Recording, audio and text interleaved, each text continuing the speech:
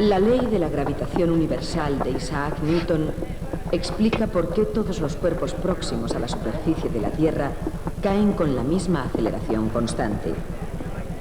Esta ley de Newton explica por qué cae la manzana desde el árbol, pero no la luna desde el cielo. La manzana y la luna. 50 años después de que sucediera, Isaac Newton comentó con alguien que su descubrimiento había tenido relación con ver caer de un árbol una manzana. Y esa historia pasaba a formar parte de nuestro folclore. Nos gusta porque es un hecho corriente. Cuántas manzanas han caído de muchos árboles. Y también nos recuerda la historia sobre otra manzana, la del árbol de la ciencia del bien y del mal, que nos hizo perder el paraíso. Bien, tanto si la manzana de Newton fue real como si no, una cosa es cierta, y es que hizo posible que nosotros pudiéramos salir de la Tierra. Por supuesto, el gran éxito de Newton no fue mostrar que la gravedad hace caer las manzanas. Vaya pelándola. Eso todo el mundo lo sabía. Su gran descubrimiento consistió en demostrar precisa y matemáticamente que la misma ley que explica por qué cae una manzana explica también por qué la luna no se cae del cielo. Esa explicación fue la clave del universo tal y como se entendía entonces. Los detalles de esa ley son difíciles e importantes y nosotros llegaremos a ellos, pero no hoy. Hoy quiero explicar primero cómo fue razonando Newton el problema y cómo demostró que tenía razón. La luna bajaba 0,126 milímetros, un veinteavo de pulgada, y se podría decir que es el primer veinteavo de pulgada en el recorrido de nuestro viaje a la luna.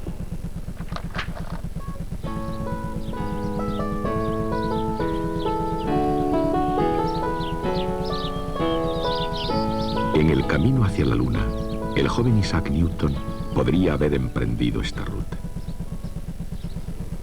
3 siglos más tarde, 3 hombres emprenden un viaje que aventaja los viajes de Marco Polo, Magallanes, Colón, Drake y quizás a los de cualquier explorador de la Tierra desde los primeros pasos que se dieron hacia lo desconocido. Estos hombres están ligados a la luna.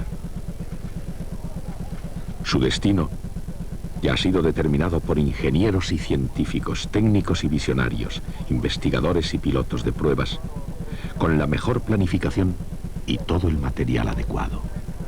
Pero todo el mundo aquí, desde el primero al último, está subido a los hombros de un hombre, Isaac Newton.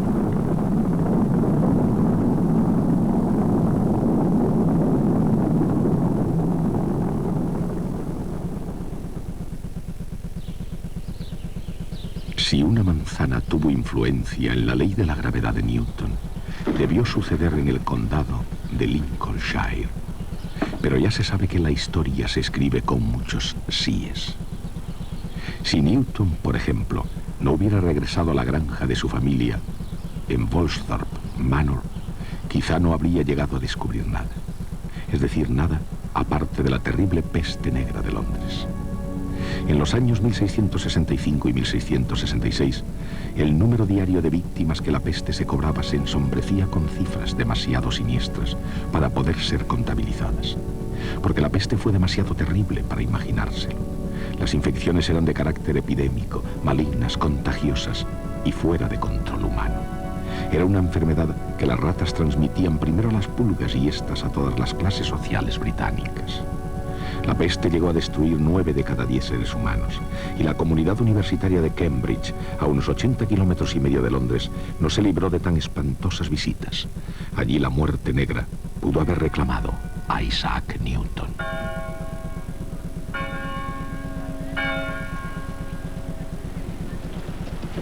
Pero Newton, en 1665, se retiró a los montes de Lincolnshire, y en ese bucólico escenario pienso que vivió Newton y resolvió algunos de los grandes misterios del universo. Para ver el mundo como es realmente, Newton se fue aproximando por un camino revolucionario. Para alcanzar una comprensión del universo totalmente nueva, debería formarse una opinión del mundo más profunda y extensa que las perspectivas familiares de la campiña inglesa. Para un joven estudiante de 22 años, aún sin licenciatura, que nunca había viajado más lejos de Cambridge, el universo era un reto enorme. Por entonces, una gran revolución intelectual, cuyas semillas habían sido plantadas por Copérnico, se estaba desarrollando. Profesor de matemáticas, doctor en medicina y especialista en el derecho canónico de la Iglesia Católica, Nicolás Copérnico, sin ayuda de nadie, había establecido los fundamentos de la astronomía moderna. A principios del siglo XVI, después de haber estudiado en la Universidad de Cracovia, en su nativa Polonia, Copérnico fue profesor en Roma. En 1512 se trasladó a Frauenburg, en la Prusia Oriental, donde ejerció la medicina y obtuvo una canonjía en la catedral. Allí, hacia 1530, escribió el tratado que no solo cambió el mundo, sino el universo entero. Sabiamente dedicó su obra, La revolución de las órbitas celestes, al Papa Paulo III, y prudentemente retuvo su publicación hasta ya próxima su muerte en el año 1543. Pero Copérnico había logrado su objetivo, el sistema copernicano, que ya ningún poder logró después suprimir.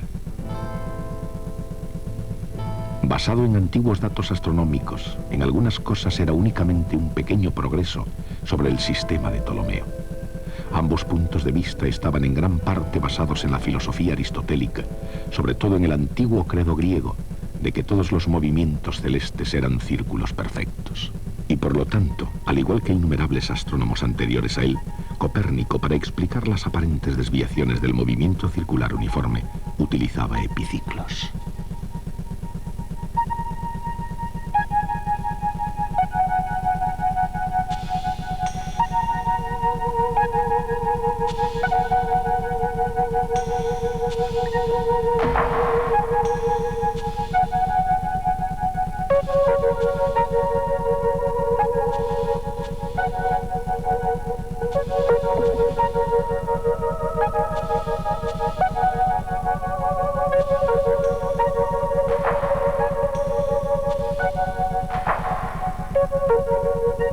No obstante, situó el Sol en el centro del sistema solar y puso en órbita a su alrededor a todos los demás planetas, incluida la Tierra.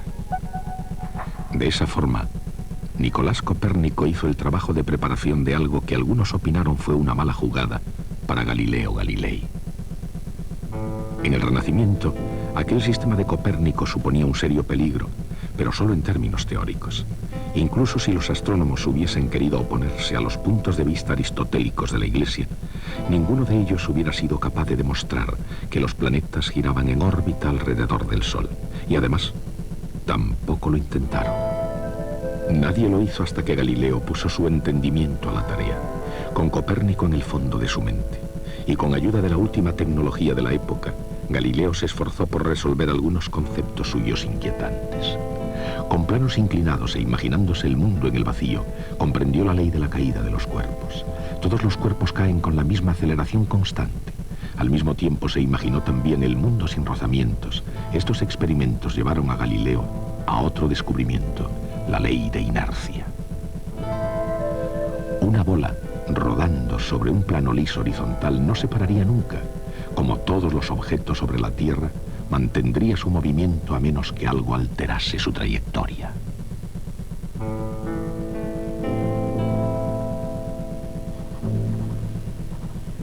Galileo explicó cómo funcionan las cosas en la Tierra, aceptando el sistema de Copérnico y sus propios puntos de vista sobre el movimiento. Pero se necesitaron 3 leyes más para poder explicar cómo funcionan las cosas por encima y más allá de la Tierra. Esas 3 leyes fueron una aportación de Johannes Kepler. La primera ley de Kepler daba a las órbitas planetarias una nueva forma no circular y situaba al Sol un poco desplazado del centro.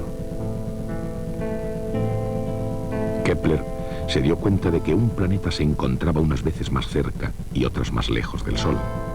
De acuerdo con la segunda ley de Kepler, cuanto más cerca del Sol estaba un planeta, más rápido era su movimiento, y cuanto más alejado, más lentamente se movía.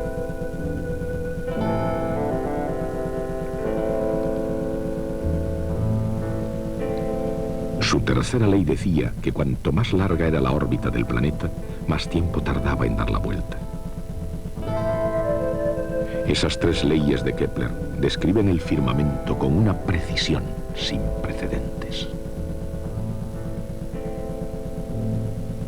Newton comenzó a desenterrar de un campo previamente investigado por Copérnico, Galileo y Kepler aquellos secretos del universo que aún seguían enterrados, y no solo los celestes, sino también los escondidos en su propio planeta. Antes de Isaac Newton, algunos colosos habían logrado explicar el cómo del cielo y la tierra. Ahora le correspondía a él levantarse y explicar el porqué. Antes de Newton, nadie sabía por qué todos los cuerpos caen con el mismo ritmo, ni por qué la Luna da vueltas alrededor de la Tierra según una órbita determinada y a una marcha precisa, ni por qué la Tierra gira alrededor del Sol según una trayectoria determinada y a una marcha precisa. Probablemente antes de Newton, nadie pensó que estos fenómenos estuvieran relacionados. Así que le tocó al joven Newton crear una nueva ciencia que unificara el cielo y la Tierra. Una vez más, una manzana jugó un papel en todo esto. Dicho papel fue secundario. El descubrimiento de Newton no se debió a una simple ráfaga de penetración inspirada por la casualidad en un huerto.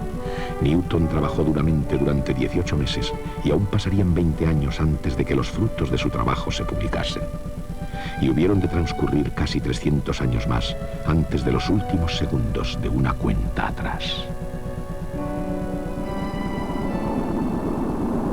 Lanzados desde los hombros de Newton, los hombres pudieron soltar las cadenas de la gravedad y liberarse de la Tierra. La fuerza de la gravedad es una gran barrera y se puede comprobar muy bien al observar la enorme fuerza que se necesita para romperla.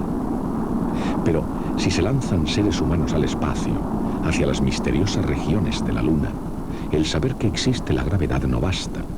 Es necesario saber cómo funciona realmente. Newton suponía que cada par de partículas de materia del universo se atraen mutuamente. La fuerza de atracción es directamente proporcional a cada masa e inversamente proporcional al cuadrado de la distancia entre las dos. Esta ley se puede representar mediante una ecuación vectorial con una constante de proporcionalidad llamada G.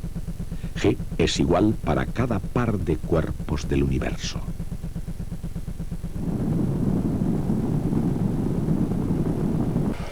Le dije a Michael que tú estás ahí arriba y me contestó, ¿entonces quién conduce? Una buena pregunta. Isaac Newton es el que nos conduce ahora. Como la fuerza de la gravedad en la Luna es menor que en la Tierra, en la Luna las cosas pesan menos que aquí. Las cosas caen más despacio incluso, pero todos los cuerpos, incluso un martillo y una pluma, caen a la vez. Porque, como dice la ley de Newton, en cualquier parte del universo hay una fuerza entre cualquier par de masas. Por consiguiente, cada partícula de masa del astronauta es atraída por cada partícula de masa de la Luna. ¿Cuál es el efecto resultante de esas fuerzas sumadas? Cada cuerpo atrae al otro como si toda su masa estuviera concentrada en su centro de masa.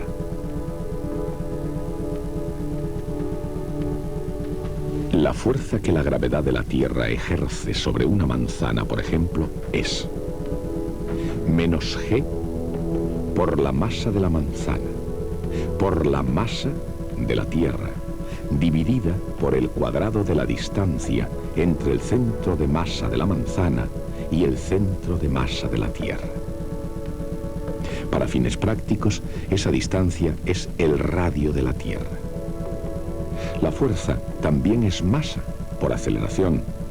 Igualando, se simplifica la masa de la manzana de la ecuación, dejando una aceleración que no depende de la masa de la manzana.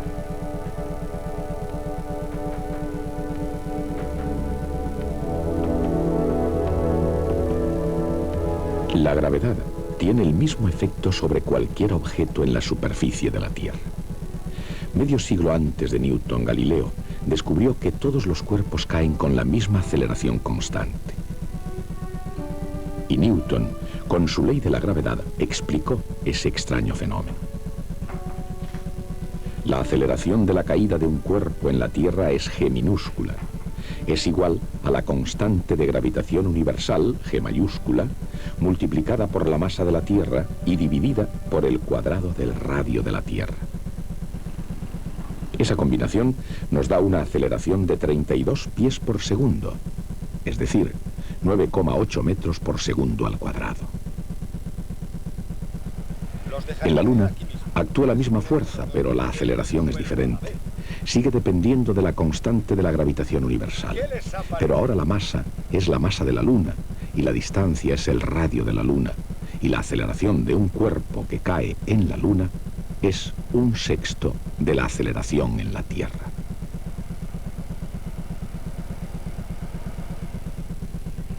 Newton, al mismo tiempo que se interesaba por la caída de los cuerpos, buscaba también algo más sobre la gravedad. Porque si las manzanas caen a tierra, ¿por qué no cae la Luna? ¿Se podría aplicar la misma ley para ambos casos? Newton argumentaba, imaginando, por ejemplo, que alguien disparaba un cañón desde un punto alto sobre la superficie de la Tierra. Él ya sabía, por el descubrimiento de Galileo, que un cuerpo que cae desde 16 pies, casi 5 metros de altura, sobre la superficie de la Tierra, alcanza el suelo en 1 segundo. El recorrido de una bala de cañón depende de su velocidad. Si el proyectil deja el cañón a 30 pies por segundo, recorre 30 pies antes de llegar al suelo 1 segundo después.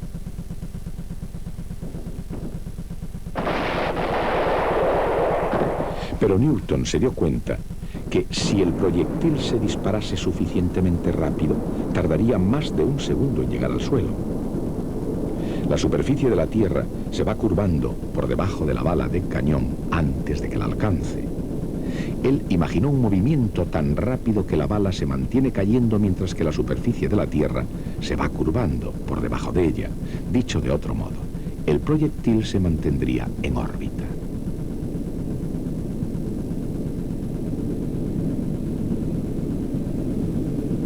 Aquí donde ahora estamos, no hay uno arriba y uno abajo. Cualquier punto es tan bueno como otro. Pero 0G, o sin peso, no es verdaderamente ausencia de gravedad. Los astronautas que giran alrededor de la Luna se mantienen allí por la gravedad, al igual que la gravedad mantiene a la Luna en órbita, o hace caer una manzana en la Tierra. Los objetos que flotan por la cabina están en situación de caída libre, exactamente igual que la propia nave espacial. Todo continuará cayendo en su órbita alrededor de la Luna, igual que la bala de cañón de Newton continúa cayendo en órbita alrededor de la Tierra. Isaac Newton sabía que la Luna, exactamente igual que la bala de cañón, se mantendría cayendo por toda la eternidad sin alcanzar nunca la Tierra. La Luna cae hacia la Tierra con una aceleración g multiplicada por la masa de la Tierra y dividida por el cuadrado de la distancia entre sus centros.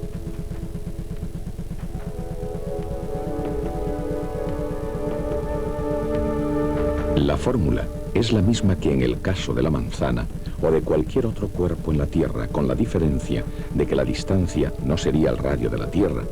En este caso, se trata de la distancia de la Tierra a la Luna, que es mucho mayor. El ritmo a que la Luna cae es menor que el de caída de la manzana. Es igual al radio de la Tierra dividido por la distancia a la Luna al cuadrado. Ese cociente se conoce desde la antigüedad. Los matemáticos griegos calcularon la distancia a la Luna como unas 60 veces el radio de la Tierra. O sea que la Luna tendría que caer más lentamente que la manzana en 60 al cuadrado, o sea, 3.600 veces más despacio. Newton concluyó que si la manzana caía a 16 pies, 4,86 metros por segundo, la Luna caía 16 pies dividido por 3.600. Y esa distancia es 1/20 de pulgada, o sea, 0,126 milímetros. Esa era la predicción hecha por la teoría de la gravedad de Isaac Newton. El siguiente paso decisivo fue comparar la teoría con la realidad, o dicho con otras palabras, la pregunta de cara a Newton era: ¿qué distancia recorrería de hecho la Luna en cada segundo de su caída? ¿Cómo pudo deducir la respuesta a partir de lo que sabía sobre la órbita de la Luna?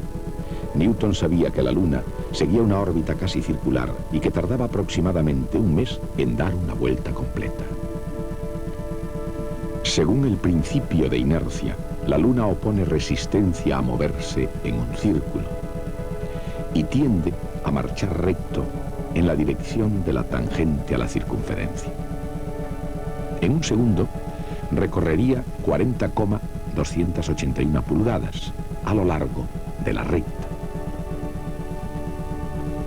Siguiendo la trayectoria circular, la Luna va cayendo hacia el centro de la Tierra.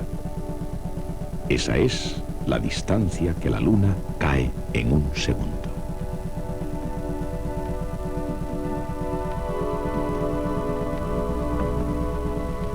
Según el teorema de Pitágoras, Rm² más D² es igual a la suma de Sm y Rm².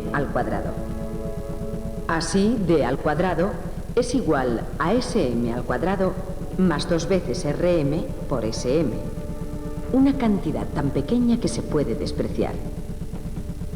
Dado el tamaño de Rm y D, Sm es un 1/20 de pulgada, 0,126 milímetros. Para el mundo en general, qué grande iba a resultar ese 1/20 de pulgada. Que los cuerpos continuarían cayendo por siempre por influencia de la gravedad ha sido probado por una asombrosa concordancia entre la teoría y la observación. La prueba de que 1/20 de pulgada explicaría tanto en la práctica como en la teoría los misterios de la caída de los cuerpos de Galileo y los movimientos celestes de Johannes Kepler. Pero a pesar de ser un secreto tan maravilloso, pasaron otros 20 años antes de que Newton lo compartiera con el mundo. Sin embargo, en ese momento, con ese resultado de 1/20 de pulgada, Newton supo que tenía en sus manos la clave del universo mecánico. Newton había dado el primer paso de un camino que nos conduciría al espacio y a la Luna.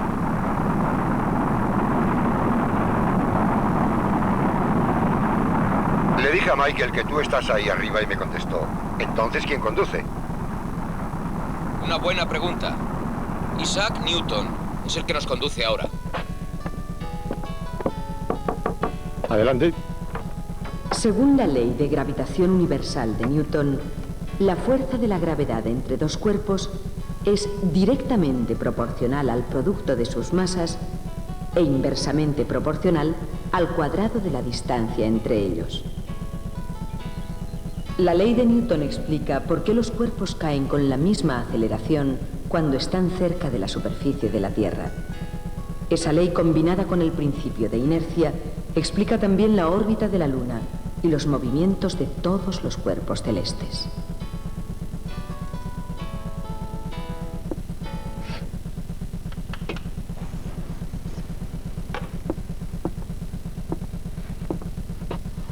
El hecho de que ese 1/20 de pulgada sea el mismo que este habría sido suficiente como logro de trabajo de toda una vida para cualquier científico, menos para Newton. La lista de sus hallazgos matemáticos y científicos nos deja completamente sin respiración. Por otra parte, no todo lo que hizo Newton nos parece respetable. Se interesó también en otros temas como la alquimia, cronología bíblica y otras ocupaciones secretas que a él le parecieron tan legítimas como la física que nosotros hoy tanto admiramos. En el año 1696 Newton enfermó de locura. Newton era literalmente un demente. Algunos piensan que fue un envenenamiento de mercurio, quizá debido a alguno de sus experimentos de alquimia. Existe alguna evidencia por un análisis químico de su pelo, pero otros piensan que aquello era hilar muy fino porque en Newton poca diferencia había entre locura y cordura en cualquier caso. Unos años después, en 1703, se recuperó hasta el punto de ser nombrado presidente de la Royal Society, cargo que ostentó los restantes 24 años de su vida. Sin embargo, los detalles de su vida poco importan en comparación con sus descubrimientos. Newton no solo nos dio una serie de descubrimientos científicos, sino más bien una visión coherente de cómo funciona el universo y por qué funciona como lo hace. Esa visión ha dominado el pensamiento occidental desde Newton continuamente hasta nuestros días. Newton fue un ser humano con faltas, quizá con más errores que contribuciones, pero él fue también un coloso casi sin igual en toda la historia.